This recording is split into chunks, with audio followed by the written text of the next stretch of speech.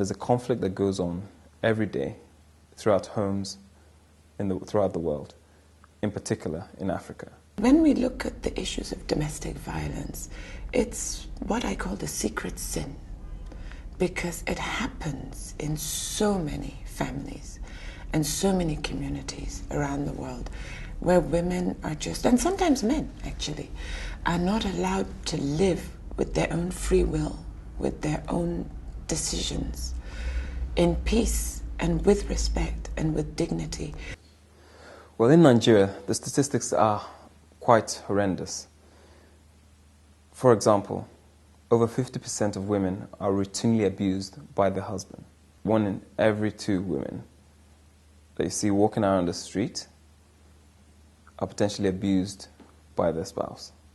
Just to dare to disagree with what the man says, it becomes like it's a challenge in the home. The woman is challenging the man, and then tempers free, and then you snap, and then there's a slap, and they say, I'm sorry, and then, okay, perhaps it's a mistake, he won't do it again, and then he does it again, and then he does it again, and then he does it again.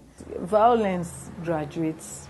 I got to learn that it starts with the first shout, slaps, and then it goes bigger. At first, it started with few slaps. He would apologize and say, oh, he was just upset and all. He would buy gifts. He would try to make up for what he's done. But then it would continue again. So it got to the level, it got to broken bottles, him holding on to my neck, wanting to strangle me. We face certain issues that are universal. Very often, the first instance of domestic violence occurs when a woman is pregnant. We don't know why this is so, but we do have a message that at 5 months, the baby started kicking, and at 5 months, the father started kicking too. He just saw me on the bed. He stamped me with his feet first that I should get up, that he has been begging me to abort this pregnancy, and I refused. That today, that he wants me to abort this pregnancy and go back to my father's house, that he's not ready for children. That now that I'm married to him, that I want to hook him because of pregnancy, because he's a celebrity and stuff like that. I told him no. He started beating me, punching me. Then there was a wardrobe in our room. Then I opened it, I put my tummy.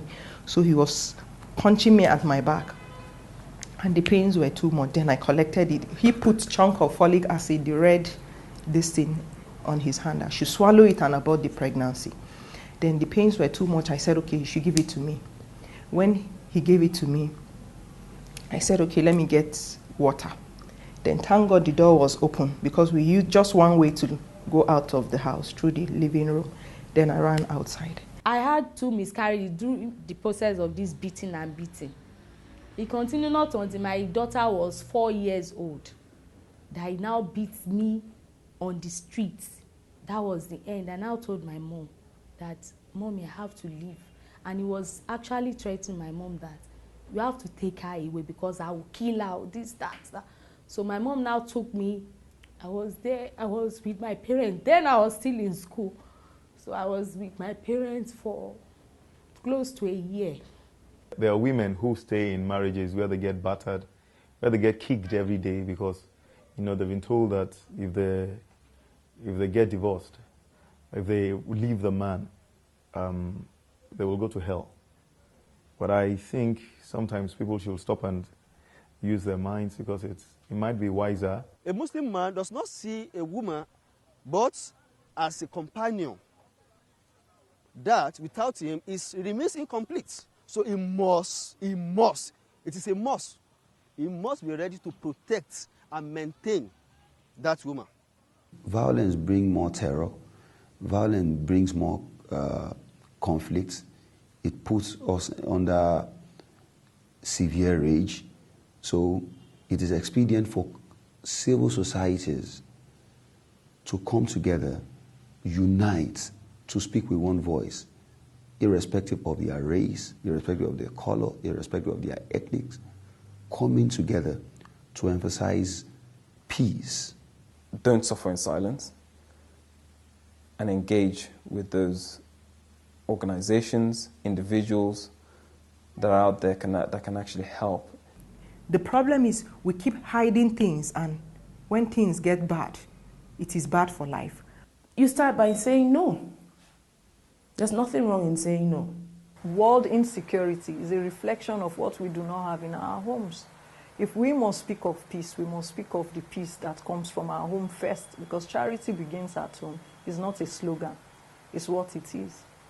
I am not actually quiet about my situation.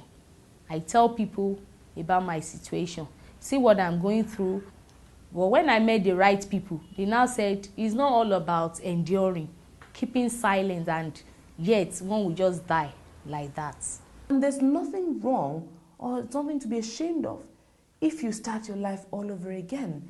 If your happiness is what matters and you need happiness to thrive and succeed, then why not? I hope that on the 21st of September 2012, I hope I will be alive. I hope I will be in good health. And I hope that I will be able to retain the empowerment that I have to work on myself and the people closest to me, and then the people further away from me, and my global networks, to be able to make sure that what I'm doing that day, I'm speaking out for peace, for tolerance, for complete eradication. I'm not one who does things by halves, so I'm not going to be looking for a reduction of this or a reduction of that.